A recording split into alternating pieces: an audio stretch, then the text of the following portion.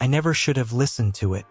The signal came from a place where nothing should exist, beyond the reach of stars, beyond the maps of astronomers, beyond even the whispers of dying galaxies. A void so vast and unknowable that we had named it in fear, the Black Veil. It began with a whisper, a soft, almost imperceptible hum threading through the static of my equipment, buried beneath the cold mathematics of the cosmos. But there was something else, something that didn't belong. A rhythm, a pulse. I should have ignored it. I should have turned off my computer, walked away, buried myself in the comfort of the familiar. But curiosity is a cruel and hungry thing. And so I listened.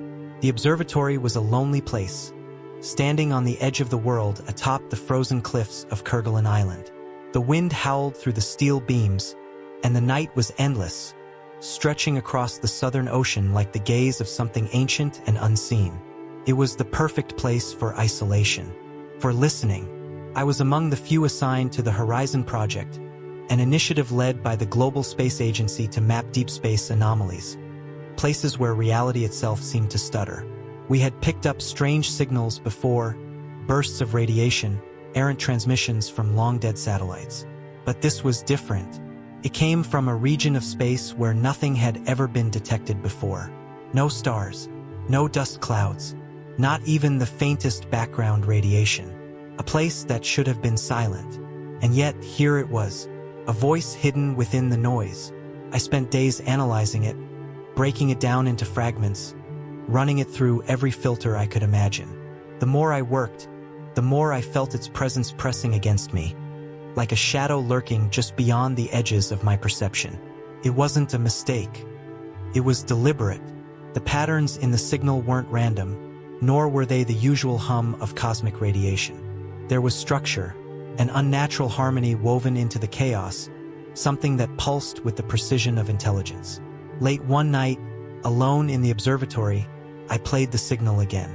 It started as a low oscillation, a deep bass hum that rattled the speakers with an almost imperceptible rhythm. Then came the second layer, a rising, warbling pitch, like distant voices carried on the wind. But it was the final layer that made my blood run cold. A whisper.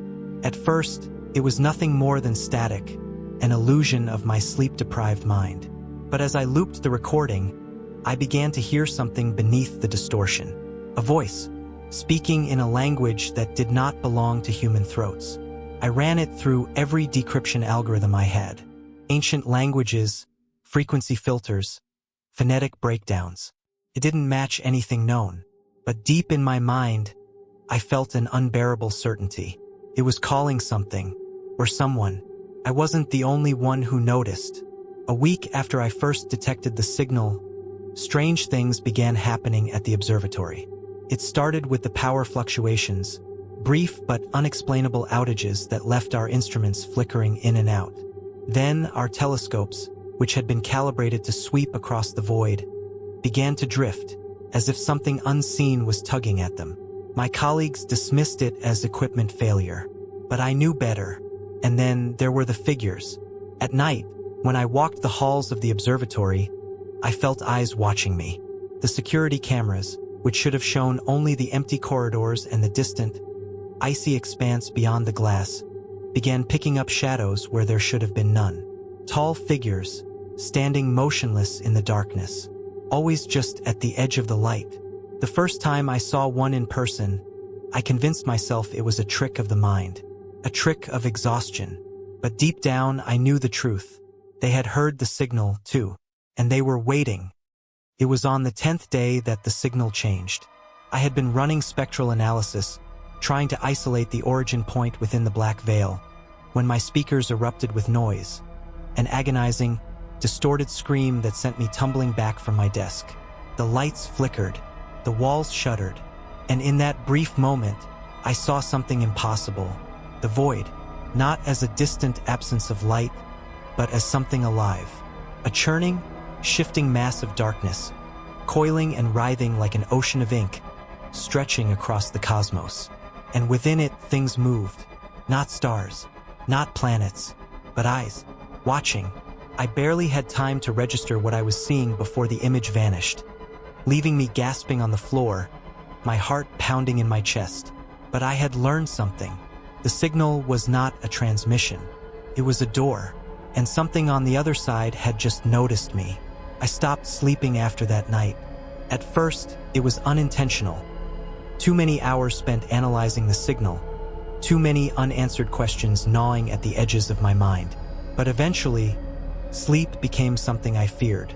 Every time I closed my eyes, I felt it creeping closer. The presence. The thing beyond the veil. I tried to rationalize it. Exhaustion. Stress. The isolation of this place. It made sense. But deep down, I knew these were lies I told myself to stay sane. Something had changed inside me. The moment I saw the void, it had seen me back. And now it wouldn't let go. It started with the whispers. At first, I only heard them through my equipment. Faint murmurs buried beneath the hum of the cosmos. But soon, they followed me into the rest of the observatory. I'd be walking down the dim corridors late at night when I'd hear them. Soft, distant voices brushing against my ears. No words I could recognize. Just a broken melody, like a forgotten language being spoken through ancient, brittle lips. I wasn't the only one who heard them. Dr. Casper was the first to crack. She was one of our brightest radio astronomers. Sharp, rational, the kind of person who laughed in the face of superstition. But a week after the signal changed, I found her in the equipment room, sitting alone in the dark. Her hands were trembling. She didn't look up when I called her name. I can't stop hearing them, she whispered. Even when the machines are off. I asked her what the voices were saying. She shook her head. They're not speaking to us, she said, eyes wide with terror. They're speaking to each other. And sometimes, her voice dropped to a trembling rasp. Sometimes they laugh. It wasn't just the whispers. The more I studied the signal, the more the world around me seemed to shift in subtle, insidious ways. Objects weren't where I left them. My reflection in the window seemed delayed. Just for a second, just long enough to notice. And then there were the dreams. When sleep finally claimed me, brief, restless fragments, it brought visions I couldn't explain. I dreamed of the black monolith floating in the void, its surface writhing as if something was trapped beneath it. In those dreams, I wasn't alone. Shadowed figures surrounded me, too tall, too thin. I couldn't see their faces, but I felt their eyes. A pressure against my thoughts, heavy and cold. I tried to move, but my body wouldn't respond. I tried to scream, but the void swallowed every sound.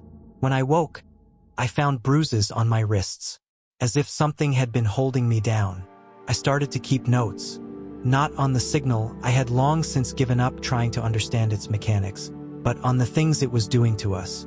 The further we stared into the void, the more it began to stare back. Dr. Casper wasn't the only one losing herself. Dr. Malik, our data analyst, became obsessed with a specific fragment of the signal, an odd, repeating pulse. He called it a heartbeat. It's alive, he told me one night, his voice trembling. We're not observing it. It's waiting. It's hungry. 2 days later, he smashed every screen in his lab with his bare hands. They found him in the disarray field at dawn, barefoot, mumbling equations that didn't make sense. His eyes were bloodshot, his fingernails torn. He wouldn't say what he had seen. But when I visited his lab, I found something carved into the wall. A symbol, a circle bisected by a jagged line, like a mouth opening wide. The worst part wasn't what was happening around me. It was what was happening inside me. First, it was just an itch at the back of my mind. A feeling that something had slipped through. That when the signal changed, when I saw that impossible image of the void, it had left something behind. A seed. It grew slowly. Tiny thoughts that weren't mine. A question here. A whisper there. I'd be working at my station, and suddenly I'd realize an hour had passed without memory of what I'd been doing. And then the voice came. Not the whispers through the equipment. Not the distant murmurs in the corridors. This voice was different. It spoke directly into my thoughts. You found me, it said the first time. Now I will find you. It didn't speak in a language I knew, but I understood. Its words burned themselves into my mind, cold and eternal, and with them came knowledge. Fragments of a place that defied everything I believed about the universe. A place that should not exist. I knew, without being told, that it was older than our galaxy. Older than the stars. A being vast and patient, slumbering beyond the edge of creation. The signal wasn't a mistake. It was an invitation, and I had answered. The first physical sign came 3 days after the voice entered my thoughts. I woke up with a metallic taste in my mouth. Thick, coppery, unnatural. My throat burned as though I had swallowed something sharp. In the pale glow of my workstation, I coughed into my hand. Dark streaks stained my palm. Black, not blood, something else. It shimmered, oily and wrong, sliding across my skin before it evaporated into the air like mist. I should have gone to the medical bay. I should have told someone. But some new part of me whispered against the idea. I wiped my hand clean and said nothing. The observatory itself was changing. The lights flickered more often. Longer blackouts where the air turned cold and heavy. In those moments, I swore I saw something shift beneath the floor panels. A writhing, crawling mass always just out of sight. At first, the others dismissed it as electrical faults. This place was old, after all, built in the 2040s during the rush to map deep space. But the glitches grew worse. Our computers spat out corrupted data, fractured star maps that showed impossible constellations. And the walls, the steel bulkheads, once smooth, began to blister and warp. I ran my fingers over one of these deformations. Thin, raised ridges curling into shapes no human hand had designed. They felt warm beneath my touch, almost like skin. I stopped touching them after one of the ridges twitched beneath my palm. It wasn't just the environment. The figures I had glimpsed in the security feeds, the tall, shadowed things, stopped lurking in the distance. They came closer. At first, they appeared only at the edges of the observatory grounds, beyond the frost-covered windows, where the winds howled over the cliffs.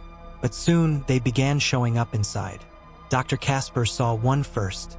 She'd been working alone in the data vault when the lights flickered out. When they returned, she wasn't alone. It was standing right beside me, she told me later, voice shaking. I couldn't move, couldn't breathe. Her eyes darted to the corners of the room as though it was still there, hiding just out of sight. I asked her what it looked like. Wrong, she said. Like a shadow, but thicker, heavier. Its shape. It shifted as I looked at it, like it couldn't decide what it wanted to be. She stopped speaking after that. By the next morning, she had locked herself in her quarters and refused to open the door. I was losing time. Whole hours would pass where I had no memory of what I had been doing. My logs showed that I was still working, analyzing fragments of the signal, refining its structure, but I couldn't recall any of it. And the changes to my body grew worse. The black substance I had coughed up, it didn't stop. It increased. Every morning, I woke to find it seeping from my nose, my mouth, even the corners of my eyes. It felt colder each time, as though the void itself was bleeding into me. One night, I found deep, crescent-shaped cuts along my forearms, like claw marks. They didn't bleed. The skin around them was pale and numb. I didn't remember making them, but the worst part, the wounds were in the same shape as the symbol Dr. Malik had carved into the wall. The observatory's reality was beginning to fracture. In the main corridor, a door appeared that hadn't been there before, smooth and black with no seams. It buzzed softly when I passed, a sound that made my teeth ache. I asked the others about it, but they insisted the corridor had always been that way. And then there were the holes. They started as tiny, shimmering patches on the walls, like heat ripples. But if you stared too long, you'd see something else. Shapes moving on the other side. One night, I made the mistake of touching one. The air grew thick and wet around my fingers. My vision swam, and I felt something brush against me. Slick and cold.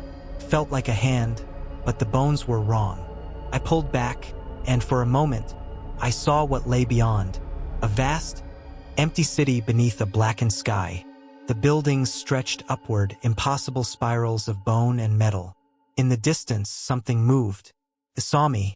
And I knew, with sickening clarity, that it had always been waiting. I should have stopped listening, but I couldn't. I became obsessed with decoding the final layer of the signal. It wasn't just noise. It was speech, a language older than our world, vibrating at frequencies the human brain wasn't meant to understand. And late one night, I cracked part of it. A single phrase repeated over and over beneath the layers of distortion. "The door is open. We are coming." The words rang in my skull long after I shut the system down. Dr. Casper vanished 2 days later. Security logs showed her leaving her quarters at 3:17 a.m. She walked down the main corridor, toward the black door that shouldn't have existed. She never came back. When we searched for her, we found no trace, just her radio headset, lying on the floor outside the strange door. It was still transmitting, picking up faint, distant whispers. The others refused to talk about it. Some wanted to leave, but we couldn't. The storms outside had grown too strong. Communications were failing, and the supply ship wasn't due for another month. We were trapped, and something on the other side of the door wanted us to know it. It began with the whispers, not the distant hum from the black door. This was different. Personal, intimate. They crept into our thoughts when we were most vulnerable, when exhaustion blurred the lines between waking and dreaming. At first, the voices were faint, an indistinct murmur beneath the constant hum of the station's machinery. But soon they grew bolder, clearer, and they knew our secrets. I heard them speaking to Dr. Malik when he thought no one else was listening. Soft promises of escape, of power, of understanding. The things we'd come here to study, the mysteries of deep space, they offered answers. And Malik was desperate for answers. The first confrontation came after Dr. Casper vanished. I should have expected it. Fear breeds suspicion. And in the heart of the observatory, cut off from the world, paranoia thrives. It was a simple argument about rationing power. But beneath the surface, something else was festering. "You think I don't notice the time you spend by the door?" Malik snapped, his voice raw with exhaustion. "You hear them too, don't you? What have they promised you?" "I'm trying to stop it," I shot back. But even as I said the words, I doubted myself. How much of my work was mine anymore? How much of me still belonged to me? And then, quietly, Dr. Vale said, "Maybe Casper didn't disappear. Maybe someone helped her through." No one spoke after that. But from that moment, trust between us was broken. The dreams were the worst. I would wake, breathless and sweating, with no memory of what I dreamed. Only the lingering image of a vast, watching eye. I wasn't the only one. Vale began waking up in strange places. One night, I found her standing in the data vault, staring at a black patch of wall where the void was beginning to seep through. She didn't respond when I called her name. She just pressed her hands against the cold metal and whispered something over and over. I leaned in, and the words chilled my blood. "The flesh is the key. The flesh is the door." She didn't remember saying it the next morning. But the wounds on her palms, deep, raw circles, told me otherwise. Malik broke first. I found him in the main corridor, standing before the black door. His fingers trembled as he traced the symbols pulsing along its surface. Symbols none of us had carved. "They're showing me," he said, without turning. "I understand now. We were never supposed to leave this place." I tried to pull him away. I failed. The moment I touched his shoulder, the door opened. The darkness on the other side wasn't empty. It moved. It wrapped around him like liquid shadow, and before I could scream, before I could stop it, Malik was gone, and the door closed behind him. After Malik vanished, the infection spread faster. Vale stopped speaking entirely. She sat in her quarters, staring at her reflection as if something else were staring back. Her skin grew pale, almost translucent, and when I tried to snap her out of it, she grabbed my wrist with a strength that wasn't hers. "You don't understand," she said, her voice hollow. "They're already here, inside us." And she was right. The black substance, the one I had been coughing up, began to seep from my skin. I covered the lesions beneath my clothes, but I knew it was too late. I wasn't just hearing the voices anymore. I was becoming part of them. On the last day, Vale disappeared. Her quarters were empty, only a smear of black fluid on the floor where she had been sitting. I was alone. The observatory trembled around me. The walls were no longer steel, they pulsed like living tissue. The machines hummed with alien frequencies I no longer understood. And the black door, it was open. I should have run, but there was nowhere left to go. So I stepped inside. Beyond the door lay a city, a place that should not exist. The sky was a swirling void of stars that burned with unnatural light. Towers of bone and metal stretched upward, too vast to comprehend. And the ground beneath my feet shifted, as though the world itself was breathing. They were waiting for me. The figures, tall, shadowed things, stood in a perfect circle. And at the center of their gathering, a shape writhed, a mass of eyes and tendrils and hunger. They had called us here. All along, the signal wasn't a beacon, it was a trap. And we had answered. I should have been terrified. But as the void reached for me, took hold of my thoughts, I felt only relief. The pain faded. The fear dissolved. And for the first time, I understood. I am not who I was. Not anymore. I don't know how long I've been here, in the city beneath reality. But the voices, the ones that once haunted me, are clear now. I listen to them. I obey them. And soon you will hear them too. The door is open. We are coming. And there is no escape.